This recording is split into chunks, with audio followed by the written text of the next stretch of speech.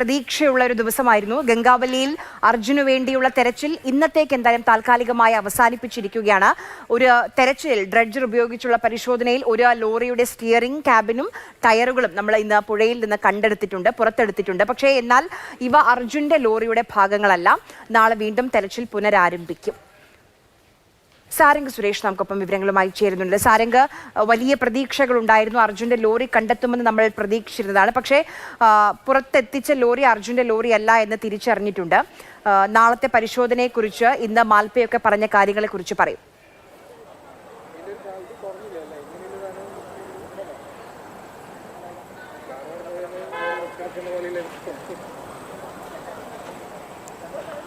ആര്യ, ഇന്ന് പ്രധാനമായും ഡ്രഡ്ജർ ഉപയോഗിച്ചാണ് തെരച്ചിൽ നടത്തുന്നതെന്നാണ് അധികൃതർ വ്യക്തമാക്കിയെങ്കിലും ഈശ്വർ മാൽപ്പയെ പുഴയിലിറങ്ങി നടത്തിയ തെരച്ചിലാണ് കാര്യമായിട്ടുള്ള എന്തെങ്കിലും തരത്തിലുള്ള ഒരു മുന്നേറ്റം ഇന്നത്തെ തെരച്ചിൽ ഉണ്ടാക്കിയതെന്ന് നമ്മൾക്ക് വ്യക്തമായി പറയേണ്ടി വരും. കാരണം ഈശ്വർ മാൽപ്പെ തന്നെയാണ് രാവിലെ 6 മണിയോടുകൂടി ഇവിടെ എത്തിയ ഈശ്വർ മാൽപ്പെ 8 മണിക്ക് ശേഷമാണ് അദ്ദേഹത്തിന് പുഴയിലിറങ്ങി തെരച്ചിൽ നടത്താനായുള്ള അനുമതി ലഭിച്ചത്. അദ്ദേഹം ഉച്ചയോടുകൂടി തന്നെ പുഴയുടെ അടിത്തട്ടിൽ 2 ഇടങ്ങളിലായി വാഹനങ്ങളുടെ ഭാഗങ്ങൾ ഉണ്ട് എന്നുള്ള കാര്യം പുറം ലോകത്തോട് അറിയിച്ചു. പിന്നീട് അതിനുശേഷം അത് എത്തിക്കാനുള്ള ശ്രമങ്ങളായിരുന്നു. പിന്നീട് ഡ്രഡ്ജർ ആ ഒരു നീക്കത്തിന്റെ ഭാഗമായി മാറി. പിന്നീട് ക്രെയിൻ ഉപയോഗിച്ച് ഒരു വാഹനത്തിന്റെ 2 ടയറുകളും അതുപോലെ തന്നെ മറ്റൊരു വാഹനത്തിന്റെ ക്യാബിനടക്കമുള്ള വസ്തുക്കൾ കണ്ടെത്തുകയുമുണ്ടായി. ഇനി ഡ്രഡ്ജർ ഉപയോഗിച്ച് ഏതൊക്കെ തരത്തിൽ ആണ് അന്വേഷണം നടത്തേണ്ടത് അല്ലെങ്കിൽ തിരച്ചിൽ നടത്തേണ്ടത് എന്നുള്ള കാര്യങ്ങളെക്കുറിച്ച് വലിയ തോതിൽ തന്നെ ചർച്ചകൾ നടക്കുന്നുണ്ട്.